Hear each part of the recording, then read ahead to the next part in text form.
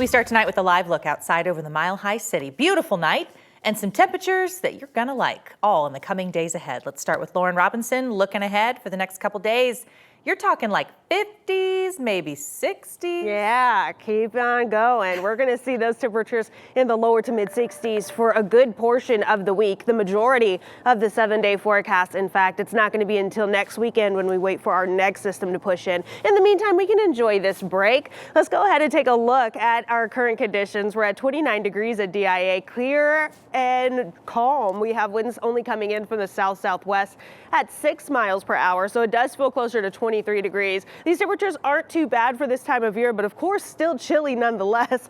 We have a look at our HD Doppler radar. That system off to the Pacific Northwest, that's what we're going to wait to eventually make its way eastward and give us some weather next weekend. In the meantime, though, we're going to be very sunny during the next few afternoons, very clear during the next few evenings. So just ahead of my 7-day forecast, we're going to talk about this continuing sunny, warm weekend. We're going to talk about temperatures getting even warmer toward the middle of the week. And yes, that next system is expected to move in next weekend. I'll have details on all of that just ahead in my full 7-day forecast. Lauren, thank you. A group of backcountry skiers are lucky to be alive tonight after an avalanche on Hager Peak. They've got buried in it. This avalanche happened in the morning on the southeast bowl of the Wright Peak. This is above I-70 Loveland Pass area.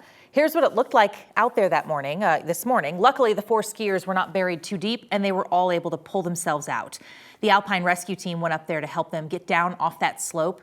One of the rescuers says that the skiers checked their avalanche conditions before they went out this morning. Yeah, they were still caught by surprise. What I always say is avalanches are part of Mother Nature, and Mother Nature doesn't care how much experience you have and what the facts say. Sometimes things happen that are smarter than the human brain, and you just have to be careful. The conditions are still pretty scary out there in Colorado. She says the skiers walked away a little banged up, but they did not need immediate medical attention. She encourages everyone to look at avalanche forecasts before they go out and have a plan just in case one happens. And some sad news out of Aspen tonight. A 22-year-old woman died skiing at Aspen Highland Ski Resort. The resort says she was skiing down the exhibition run late morning today when she hit a tree. The woman's identity has not yet been released. So just as they were counting on big business from NFL playoffs, a sports bar in Greenwood Village is now closed for repairs because someone set a fire to their business and a neighboring restaurant early Friday morning. 9 News' Janelle Finch shows us how the Sportsbook Bar and Grill is now moving forward. Running a business can be challenging. Judson Diamond, co-owner of Sportsbook Bar and Grill, knows it takes more than just money. We put our heart and soul into this place. His restaurant has been a go-to spot for Colorado sports fans for 11 years, which is why the events of Friday morning are that much more heart-wrenching. Got a call from our security company at about 3:50 in the morning that there was an alarm sensor. About 10 minutes later, a fire sensor. Around 4 a.m., South Metro Fire responded to a fire at the restaurant, the second of 2 fires that morning in the same business plaza off Arapahoe Road. Down here, see all the fire trucks, the police, the smoke. Greenwood Village police say investigators found signs someone forced their way into both buildings. Diamond sat outside his business for 5 hours, his mind racing with questions. What's the damage? Why would someone do this? And how bad is the damage going to be? Now, he's seen the damage done. And the costs? Hundreds of thousands of dollars. Are adding up.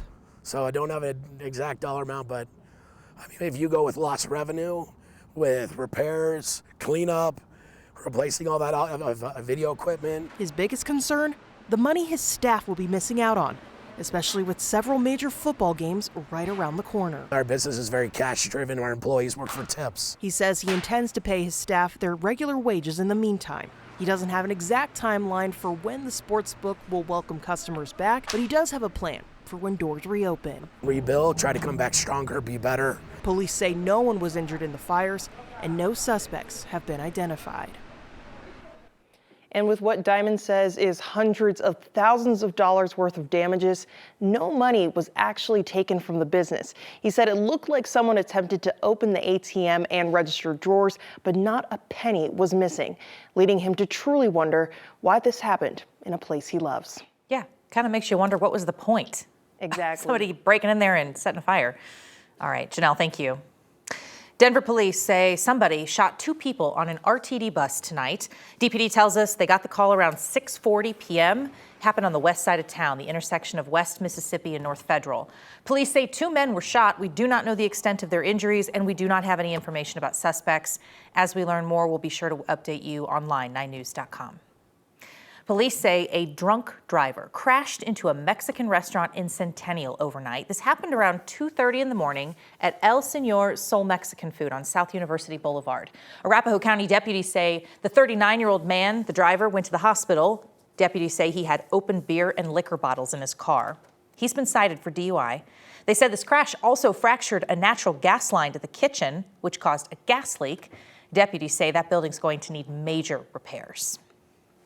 One of the most popular dog parks on the Front Range, a park that sees more than 1 million people a year, could soon see some changes. Dogs get to roam off-leash right now at Westminster Hills Open Space, pretty big, 420 acres. But the city says off-leash dogs are causing some problems, impacting the trails, the wildlife, and the ecosystem. In an open house with the public today, Westminster Open Space says now they're recommending most of this park go back to requiring leashes. And that is a controversial idea. Dogs are my favorite part about life, and this is where you see them at their happiest, and it would just be completely devastating to so many people and all of their dogs as well. The recommendation by the city's Parks and Open Space Department will now move to the City Council. There has not been a final decision reached.